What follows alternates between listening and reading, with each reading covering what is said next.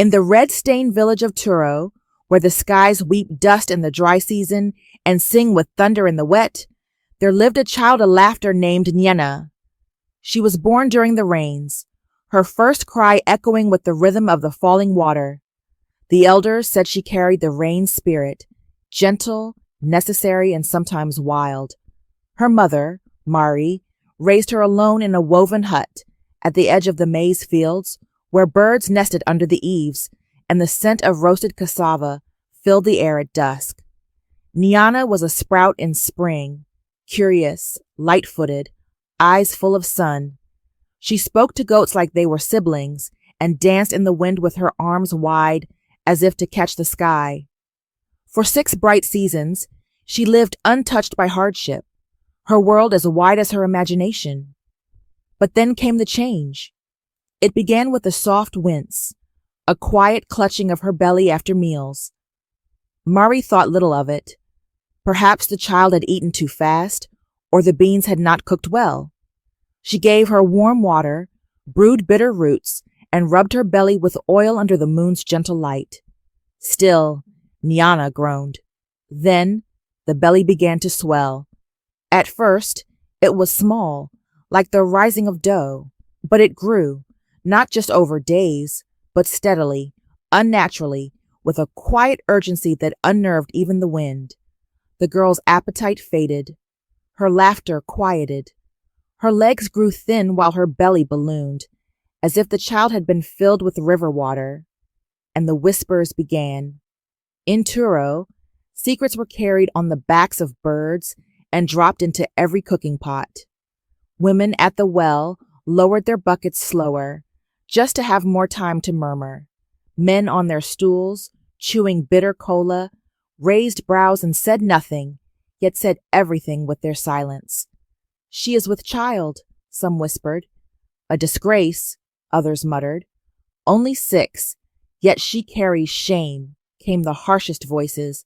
No one dared speak to Mari directly.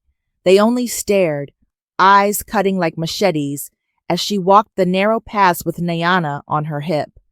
She wore her silence like armor, but inside her spirit trembled, for she knew her daughter's truth. Nyena had never wandered far. She barely left her mother's side. Her days were spent beneath the fig tree, singing to birds and molding clay animals. There was no shame in her, no sin, no seed of scandal, only a strange, swelling mystery that the villagers refused to understand. Mari tried to remain calm, but fear ate at her. She visited Nyato, the old midwife with cloudy eyes who lived near the river bend. Nyato felt Nyena's belly, hummed deeply and frowned, but said nothing. She gave herbs and poultices, told Mari to keep the girl warm. But even the old woman seemed confused. The belly did not stop growing. Soon, Nyena could not run. She could not even sit without pain. Her sleep became shallow. Her face, once bright with energy, now seemed far away, like a star you could see but no longer feel. And still, the village watched and whispered. Some began to avoid Mari altogether. Her mats went unsold. Her name was not spoken in greetings. She became a ghost among the living, floating through the village like a bad memory no one wanted to claim. Nyena, once beloved, now made mothers clutch their children tighter when she passed.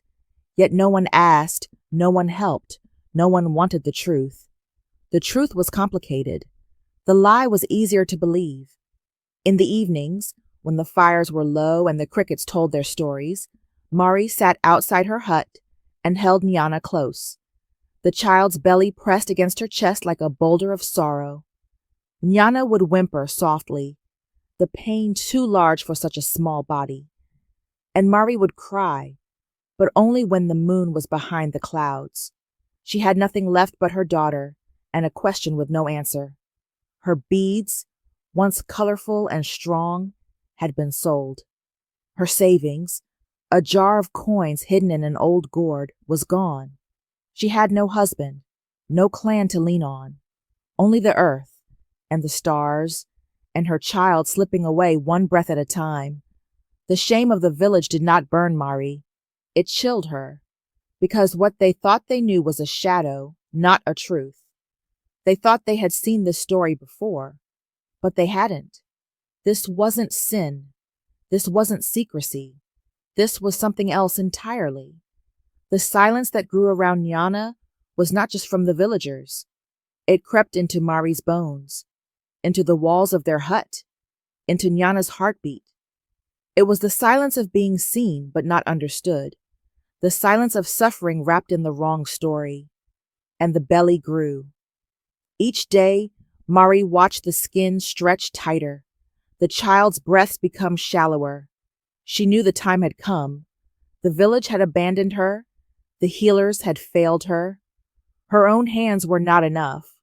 She would have to leave beyond Turo, beyond the land where the truth had been buried under judgment. Mari tied her cloth tighter. She wrapped Nyana in a shawl woven by her grandmother. She packed what little food she had, and before the sun rose, she stepped onto the road with her daughter in her arms. Behind her, Turo slept in silence. Before her, the world waited, wide, uncertain, and maybe, just maybe, ready to listen. The road beyond Turo was not made for tired feet. It was red, cracked, and ancient, woven from time and forgotten footsteps, and on it walked Mari, carrying her swollen-bellied child Nyana, whose head now lay limp against her shoulder like a wilted flower. They had no guide but the rising sun, no map but memory, and no companion but hope. Mari's journey began in silence, the kind that swallows thought. Her legs were strong from years of weaving and walking, but her heart felt like a clay pot balanced too close to the fire, ready to break from the smallest shake. She passed the hill of ancients, where wise men once sat to speak to the wind. She passed the market of Ndela, where music once danced in the air but now felt distant, like a song from another life. No one looked her in the eyes. Maybe they saw the swelling and turned away. Maybe they whispered the same thing, a child with a belly like that. But Mari walked on. She came to the town of Boro, larger than any place she'd ever been. There, huts gave way to buildings, and the air was heavy with smoke and the shouting of traders. She found a healer's house, marked by white chalk lines and strings of dried leaves. The healer, an old man with trembling fingers and eyes like wet stones, touched Nyana's belly, listened to her heart, and frowned. He said little, only handed Mari a paper she couldn't read and told her to go to the big hospital on the far side of town. The journey continued. The hospital was nothing like the quiet huts of Turo. It was tall, made of stone and glass. Inside it smelled of iron and cleaning water. The people wore long coats and spoke fast.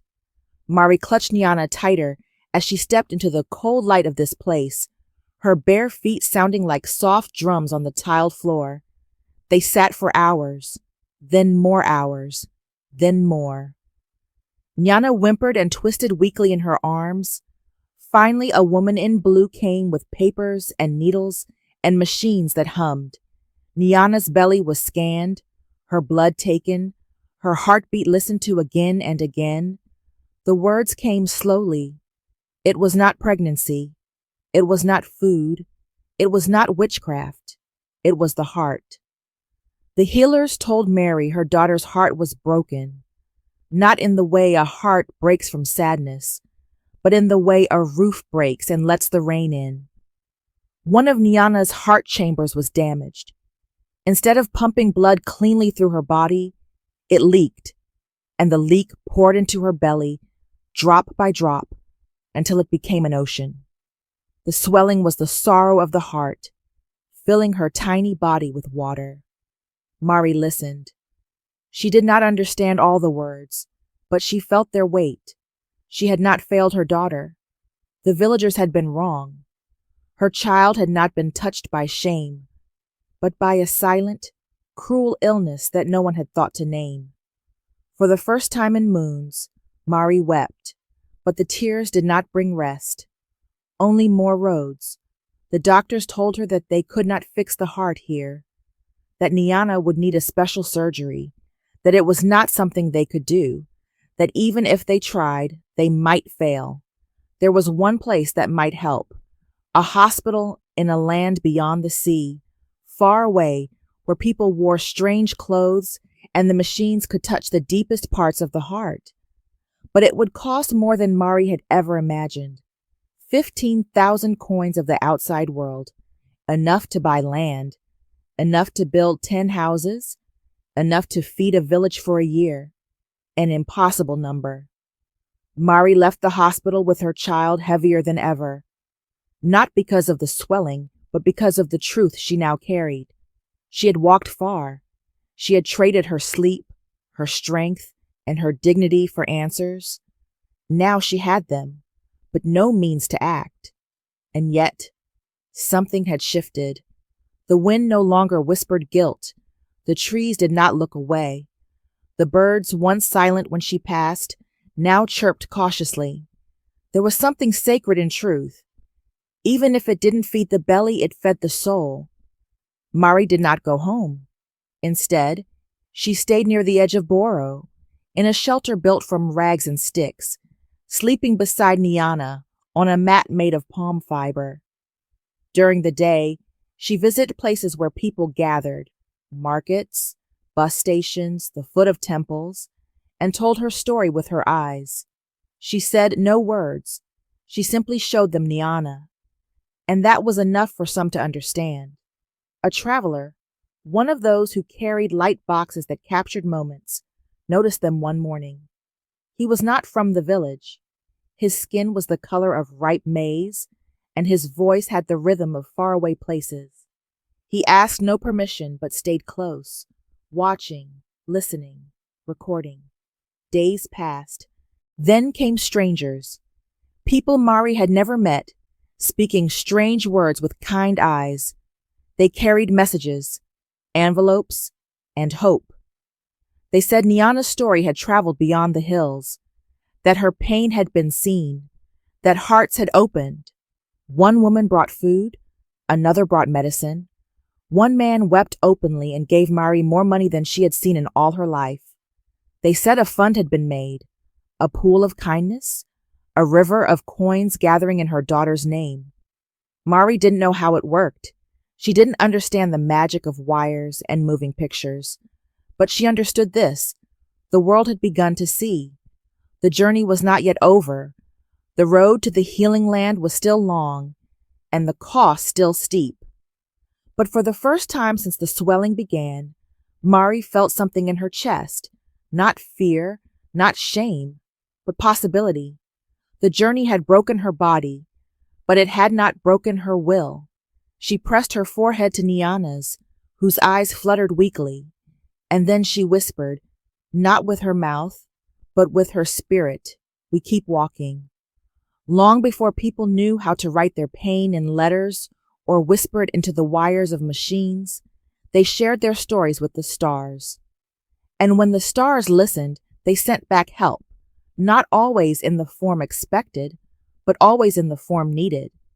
So it was that the story of Mari and Niana reached a place far beyond Boro, not through wind, not through fire, but through eyes that watched. These were no ordinary eyes. They belonged to a group of travelers who wandered not for land or riches, but for truth. They carried long rods with blinking lights, boxes that captured shadows, and strange little windows where voices and pictures danced like spirits. They were known in whispers as the tellers of the wide sky, story gatherers, truth keepers, watchers of the forgotten.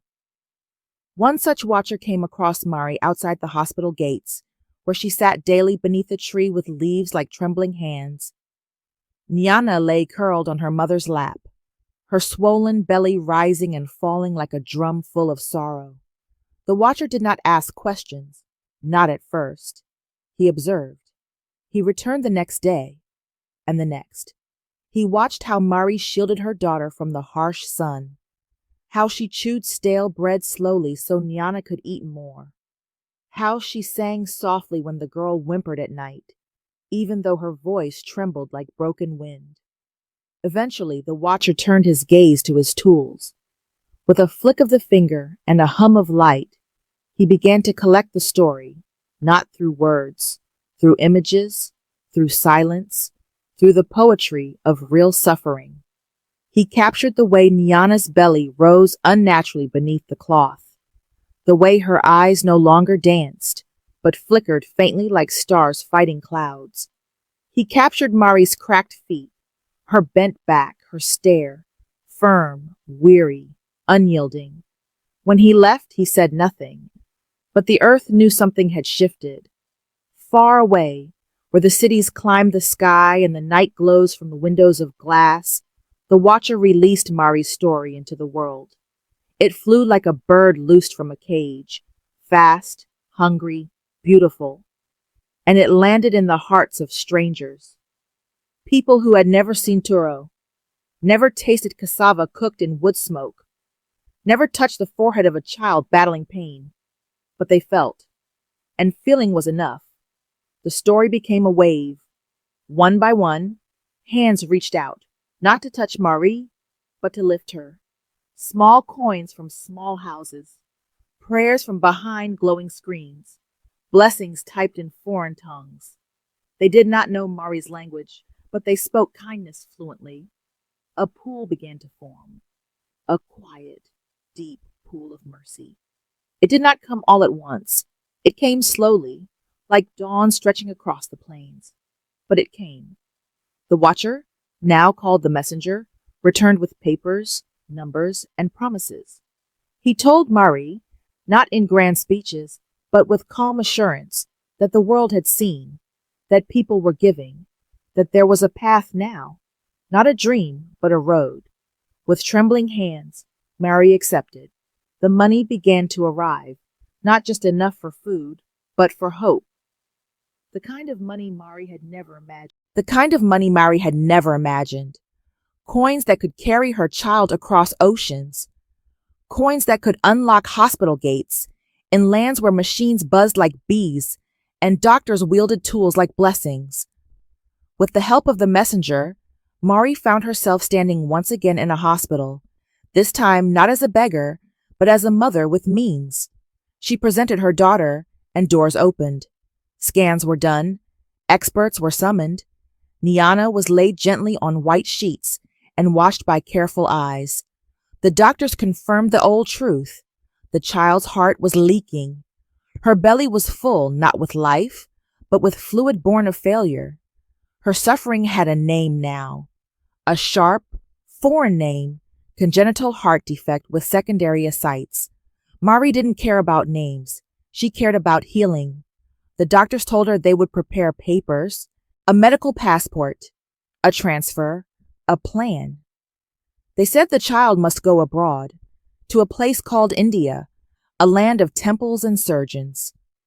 There, the heart could be stitched and sealed. Life could begin again. But there was a cost. 15,000 coins for the operation alone. 2 weeks in a foreign land. Long nights. Unfamiliar foods. A language Mari did not speak. Still, it was a door. And doors could be opened. The messenger and his circle of wide sky watchers posted again. They shared updates. They reminded the world of Nyana's swelling belly, her mother's bowed strength, and more hands reached out. The river of giving became deeper. The comments turned from sorrow to solidarity. People began saying her name like a prayer. Nyana, Nyana, Nyana. And Mary, though still tired, began to feel something she hadn't in moons. Dignity. Not because the burden was gone, but because she no longer carried it alone. Still, the swelling remained.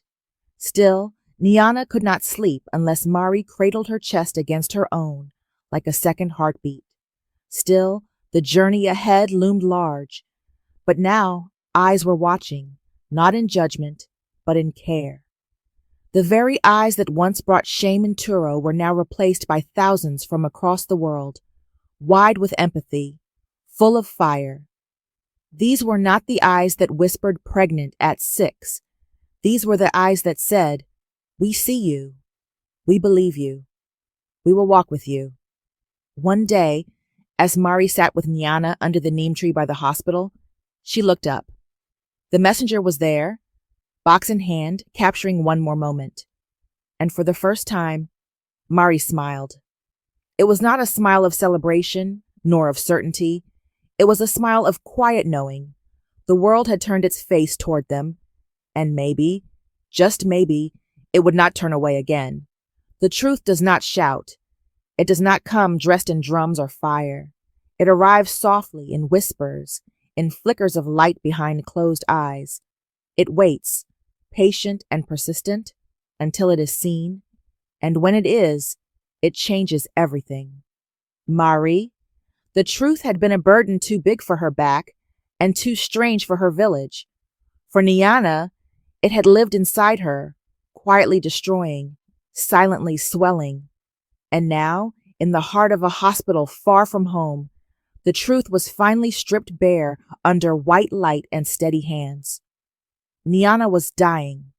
Not fast, not loud, but like a candle left in the wind. Each night, she grew more fragile. Her breath came in short gasps. Her arms, once full of mischief, now hung limp at her sides. The swelling in her belly, despite all treatments, remained. It was no longer just discomfort, it was danger. The doctors explained it again. The child's heart had a tear in one of its chambers. With each beat, it leaked blood and pressure into her abdomen. Her body, in confusion, responded with swelling, layer upon layer of fluid gathering in her belly like sorrow in a well. Medication helped ease the pain. It cleared her lungs, calmed the fever in her joints. But it could not fix the source. It was like trying to stop a flood with a broom. Only one thing could change her fate now: surgery. Not just any surgery, a specialized operation performed only in a distant land. The hospital abroad had already responded. They had reviewed the documents. They had seen the scans. They had agreed. But the price was clear: $15,000, just for the treatment. This did not count travel. It did not count food, lodging, the long wait in a foreign country. It was a mountain standing between life and loss. But Mari had changed. The woman who once walked in silence now moved with purpose. The mother who once endured whispers now spoke directly to strangers and looked them in the eye. She had carried her child from the dust of forgotten paths to the gates of medicine. And now, with the help of the eyes that watched, she was reaching higher. The watchers continued to tell the story. More donations came. More eyes opened. People gave, not because they had much, but because they felt much. A teacher in a small village across the sea gave half her salary. A child broke her clay piggy bank to add her share. An old man wrote a note with trembling hands. I too was healed once. And Nyana's name continued to echo, across borders, through languages, inside hearts. The money came slowly. Mari counted each coin not as currency but as a prayer. With every donation, the ocean between Nyana and her healing grew narrower. But time was the cruelest thing. One morning, Nyana did not open her eyes. She breathed, but shallowly. Her skin felt like paper soaked in water.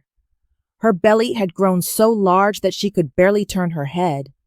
Mari rushed her back to the hospital. The nurses, now familiar with the child who came and went, moved quickly. They drained fluid. They gave new medicine. They monitored her heart like it was a flickering lantern in the storm. She stabilized, but just barely. That night, Mari did not sleep.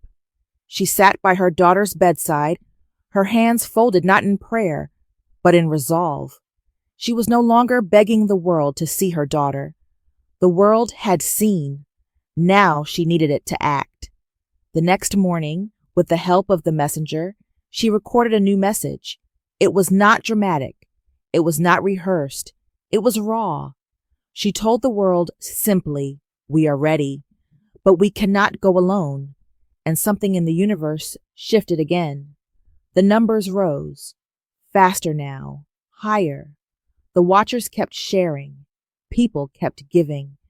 The once distant mountain of 15,000 began to shrink beneath their feet. Day by day, coin by coin, they were climbing.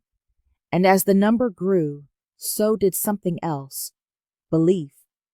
Not just in Niana's survival, but in the power of truth spoken plainly, in the strength of a mother's will, in the collective heart of strangers who, though scattered across oceans and languages, had chosen to become part of the story. Finally, one day, under a sky that hadn't rained in weeks, Mari was called to the hospital office. Papers were ready. A passport would be printed.